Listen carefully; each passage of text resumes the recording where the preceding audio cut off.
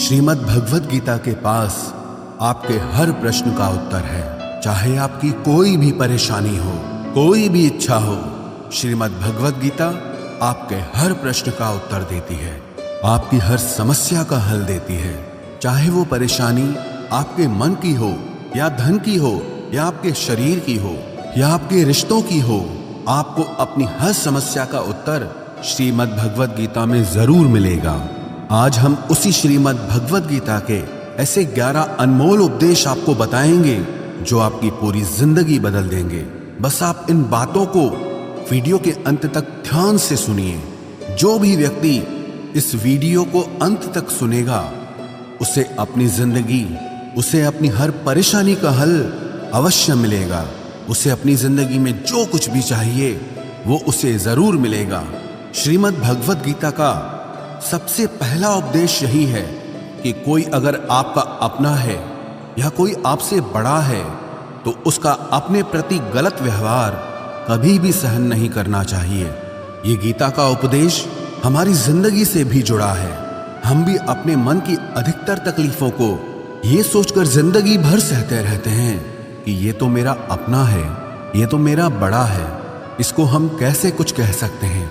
हम अगर नहीं सहेंगे, कुछ कह देंगे तो हमारे रिश्ते ही खराब हो जाएंगे, हमारे रिश्ते ही समाप्त हो जाएंगे। पर सोचने की बात यह है कि उस व्यक्ति को आप अपना कैसे मान सकते हैं जो आपकी तकलीफों की वजह हो। अपना तो वो होता है जो हमारी तकलीफों को दूर कर दे। तो गीता का ये उपदेश है कि किसी को भी अपना फायदा मत उठाने दो, किसी को भी खुद पर जुल्म मत करने दो, क्योंकि आप जितना सहेंगे लोग आपको उतना सहने के लिए और मजबूर करेंगे। गीता का पहला अध्याय जिसका नाम अर्जुन विषाद योग और दूसरा अध्याय जिसका नाम सांख्य योग है, उसके आरंभ में अर्जुन ने श्री कृष्ण के आगे अपना दुख प्रकट किया है कि हे केशव, मैं कौरवों से कैसे युद्ध कर सकता हूं, ये सब तो मेरे अपने ही हैं। मैं कैसे भीष्म पितामह और द्रोणाचार्य से युद्ध करूंगा, क्योंकि वो दोनों मेरे पूजनीय हैं। इसलिए इन गुरुजनों को मारने से तो अच्छा है मैं भिक्षा के अन्न को खाकर अपने जीवन का गुजारा करूं। और जिन कौरवों से मैं युद्ध करने जा रहा हूं वो सब धृतराष्ट्र के पुत्र मेरे भाई ही हैं, मेरे अपने ही हैं। इन सबको मारने से अच्छा है कि मैं सन्यासी बन जाऊं।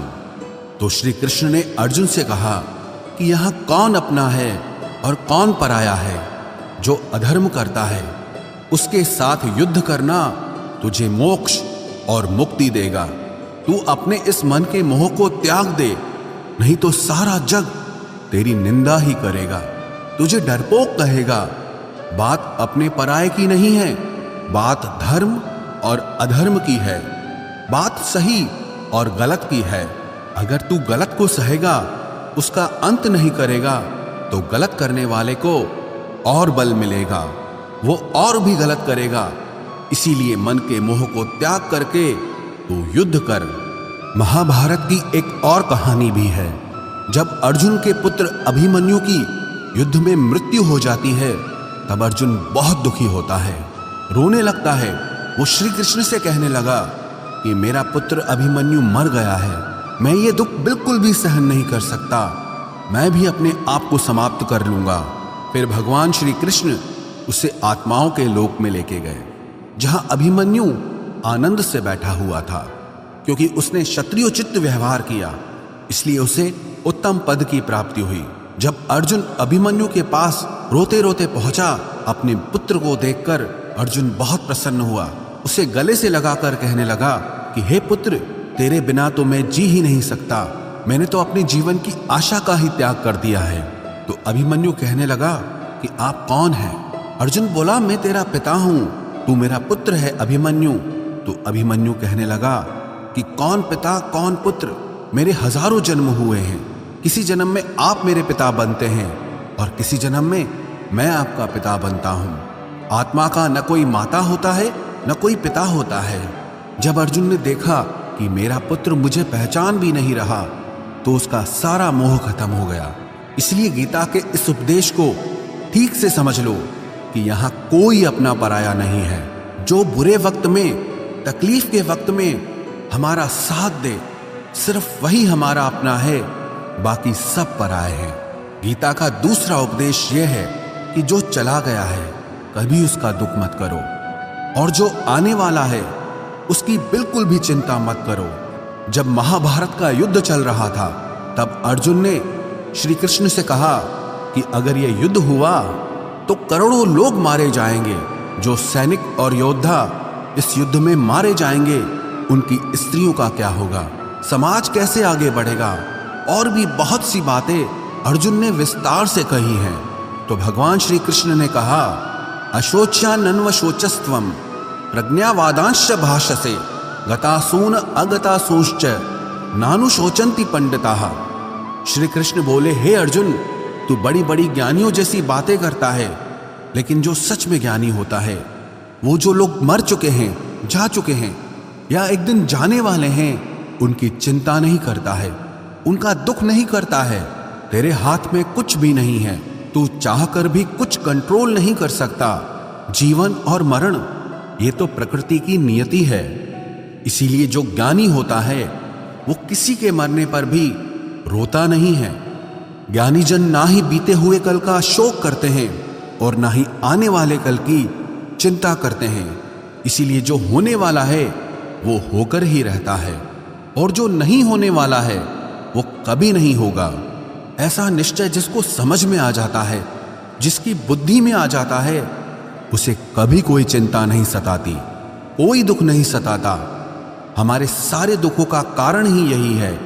या तो हम जो वक्त गुजर चुका है उसे सोच सोचकर परेशान होते रहते हैं, या भविष्य की चिंता कर करके खुद को बीमार कर देते हैं, नष्ट कर देते हैं। गीता का ज्ञान हमें यही सिखाता है कि ना तो हम बीता हुआ कल बदल सकते हैं और ना ही आने वाले कल पर कंट्रोल कर सकते हैं। हमारे हाथ में सिर्फ वर्तमान है, सिर्फ आज का ही पल है। हमारा 98% तनाव और चिंताएं भूतकाल और भविष्यकाल के बारे में सोचते रहने से होता है। हम हमेशा उसी में ही जीते रहते हैं, मगर वर्तमान में कभी नहीं जीते, इस पल को कभी नहीं जीते। जब आप वर्तमान का पूरा आनंद लेना सीख जाओगे, तभी आपकी जिंदगी से तनाव कम होगा, चिंताएं खत्म होगी। वर्तमान में जीना एक बहुत बड़ी उपलब्धि है। हमारे हाथ में भी सिर्फ आज का ही पल है। हमें जो भी करना है आज ही करना है। कभी भी ये सोचकर समय को नष्ट नहीं करना चाहिए कि अभी मेरे पास बहुत समय बचा है। एक गुरुजी ने अपने एक शिष्य को पारस का पत्थर दिया। उनका वो शिष्य बहुत आलसी था, हर काम को कल पे टाल देता था। तो गुरुजी ने उससे कहा कि मैं तुझे ये पारस पत्थर दे रहा हूं। इस पारस पत्थर से जब तू लोहे को स्पर्श कराएगा तो वो लोहा स्वर्ण बन जाएगा, सोना बन जाएगा। और ये पारस पत्थर मैं तुझे 1 महीने के लिए दे रहा हूं। जब 1 महीना समाप्त हो जाएगा तब मैं तुझसे ये पत्थर वापस ले लूंगा। तब तक तू इस पत्थर को अपने पास ही रख। गुरुजी का वो शिष्य बाजार में लोहा खरीदने के लिए गया। जब बाजार में वो लोहा खरीदने पहुंचा तो उसे लोहे का वो रेट बहुत महंगा लगा। उसने कहा थोड़े दिन रुक के ले लूंगा, जब लोहे का रेट कम हो जाएगा। पर उसकी बुद्धि में ये बिल्कुल नहीं आया कि इस लोहे को मैं सोना बनाकर बहुत अधिक धन बना सकता हूं। लेकिन उसके मन की सुस्ती, उसके मन का आलस्य, उसकी वजह से उसने उस काम को कल पे टाल दिया। ऐसे ही करते करते पूरा महीना समाप्त हो गया। फिर गुरुजी उस शिष्य के पास आ पहुंचे कि बताओ तुमने कितना सोना बनाया। शिष्य बोला कि मैंने तो अभी सोना बनाना शुरू भी नहीं किया। तो गुरुजी ने कहा मुझे मेरा वो पारस पत्थर वापस चाहिए। शिष्य बोला कि नहीं, मुझे थोड़ा वक्त दीजिए, मैं थोड़ा सोना बनाना चाहता हूं। गुरुजी ने कहा कि ये पारस पत्थर पूरा 1 महीना तेरे पास था, पर तू कुछ नहीं कर पाया, लेकिन अब समय समाप्त हो चुका है। ऐसे ही ये हमारा जीवन है, हमारी जिंदगी है, और ये समय ही पारस पत्थर है। हम समय के एक एक पल से अपने जीवन को सोना बना सकते हैं, लेकिन हमें ये लगता है कि हमारे पास बहुत समय बचा है, एक दिन जिंदगी को जी लेंगे, एक दिन जिंदगी में खुश हो जाएंगे, लेकिन वो दिन कभी नहीं आता और हम जिंदगी भर भागते रहते हैं, चिंता करते रहते हैं, दुखी होते रहते हैं, लेकिन जिंदगी को जीना, खुश रहना हम भूल जाते हैं। इसलिए गीता का ज्ञान हमें यह सिखाता है कि आप आज में जीना सीखो, इस पल में जीना सीखो।